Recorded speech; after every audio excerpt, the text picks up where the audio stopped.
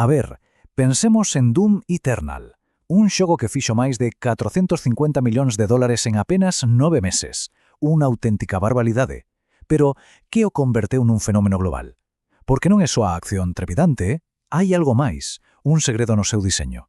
Unha cousa que poderíamos chamar a arte da carne, que é tan perturbadora como fascinante. E hoxe, imos ver de onde ven exactamente. O xogo, claro, está cheo de criaturas como esta. Unha mestura que, sí, é grotesca, pero que ten algo que hipnotiza. É carne e metal, anatomía exposta e cibernética ameazante. É unha desas imaxes que case che fan apartar a vista, pero, ao mesmo tempo, é que non podes deixar de mirar. E isto lévanos á gran pregunta, non? Por que nos atrae tanto esta fusión de entrañas e engranaxes que ten que nos cativa a millóns de persoas? Pois para entendelo temos que facer unha viaxe no tempo, directos ás páxinas da historia da arte. A resposta, en realidade, empeza en miles de anos, nun tempo en que a idea do que era belo era, radicalmente diferente. A nosa viaxe comeza na arte da antigüidade. Mírade, durante séculos, empezando xa cos antigos gregos, a beleza era algo totalmente exterior. Os artistas buscaban crear formas perfectas, idealizadas, que transmitisen orde, serenidade, ata bondade moral. Pero claro, esta obsesión pola superficie perfecta agochaba un medo profundo ao que había debaixo da pel, o interior do corpo, a carne, os órganos, todo eso era visto como algo sucio, impuro, un tabú que non se debía tocar. Así que basicamente estabeleceuse unha regra de ouro na arte occidental. O fermoso está na pele intacta, o horroroso no interior. Esta idea, ollo, dominou a nosa cultura durante centos e centos de anos. Pero que pasou? Pois que co tempo, os artistas sí que empezaron a explorar o interior do corpo. Iso sí, casi sempre nun contexto moi específico.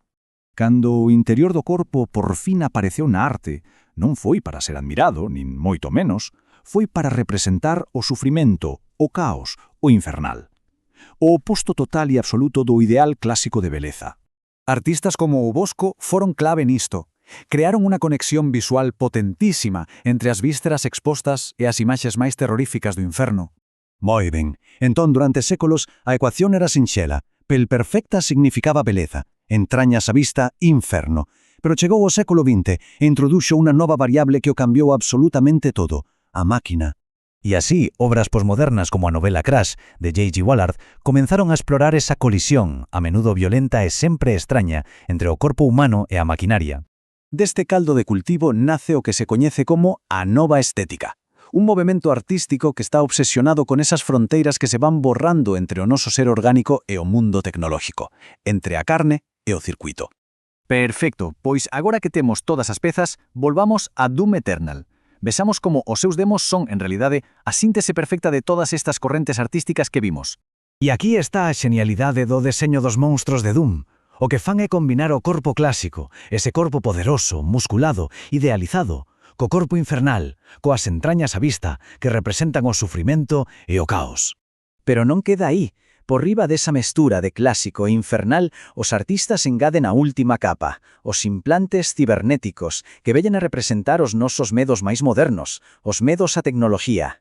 E cada demo ataca un medo diferente, dende o cerebro engurrado e totalmente exposto do aracnotrón ata a carne obesa e acoirazada do cibermancubus, que provoca un noxo máis visceral. E ollo, que esta estética non se queda só nos monstros, esténdese ao mundo do xogo enteiro, onde vemos cidades de formigón, as nosas cidades, sendo literalmente devoradas e invadidas por esta carne demoníaca. Entón, por que nos fascina todo isto? O éxito desta estética revela un paradoxo moi interesante sobre a vida que levamos hoxe en día. A ver, vivimos rodeados de formigón, de cristal e de pantallas. A tecnoloxía creou unha especie de barreira que nos afasta do mundo orgánico e incluso da realidade física dos nosos propios corpos. E aquí é onde xorde un paradoxo fascinante. Primeiro, a tecnoloxía crea unha distancia co noso corpo. Despois, esa distancia xera un desexo, unha necesidade casi inconsciente de volver conectar coa carne. E finalmente, usamos a propia tecnoloxía, a través dos videoxogos, como unha descarga catártica para toparnos con iso que perdemos. E así chegamos á pregunta final, que non é pouca cousa. É esta carnicería virtual unha forma de reconectar coa nosa propia carne? Quizás, nun mundo cada vez máis e máis digital, esta arte nos axude a sentir algo visceral, algo primario, algo que se sinta real. É unha idea na que, dende logo, paga a pena pensar.